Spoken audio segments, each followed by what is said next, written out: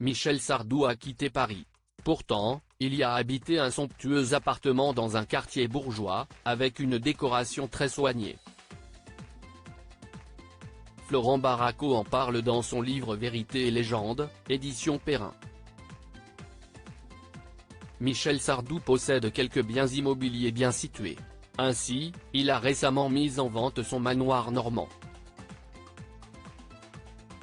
Il expliquait également à Paris Match avoir trouvé avec sa femme Anne-Marie, une immense maison à Bormes-les-Mimosas où il compte s'installer après sa tournée événement. Un départ de la capitale française, car comme il le fait savoir, il ne s'y reconnaît plus. Pourtant, parisien de naissance, le chanteur y a vécu de nombreuses années. Dans le livre Vérité et légende, édition Perrin, Florent Baraco revient notamment sur son appartement dans un quartier bourgeois, une tanière à la décoration soignée. Le père de 2 fils, Romain et David, et 2 filles, Cynthia et Sandrine, a reçu le journaliste du Figaro. Fr chez lui le 16 juin 2019. Dans le 16e arrondissement de Paris, quartier chic de l'ouest de la capitale, il entre alors dans sa tanière, décorée avec soin et sobriété. Il y découvre un immense tableau d'Our, le même que celui en couverture de sa vraie fausse autobiographie. Un dialogue avec sa mère orne le mur du salon. Michel Sardou, qui s'est alors retiré de la scène, il y reviendra en 2023, est assis à une table, faisant face à une imposante bibliothèque. Sur celle-ci s'entassent des livres d'histoire sur Port-Royal, sur Voltaire, des ouvrages d'art.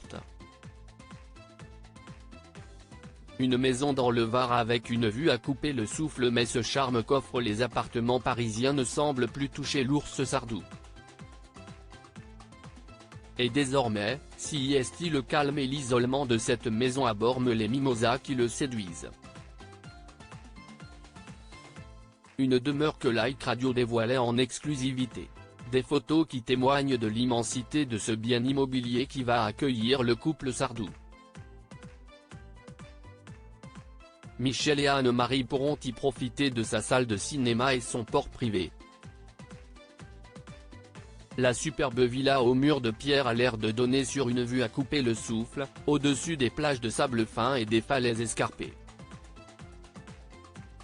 La maison fait partie de la résidence du Cap Bénat, un ensemble d'immenses villas de luxe, fermées à tous les visiteurs et surveillées par un gardien, où l'on trouve également un supermarché et de nombreuses activités.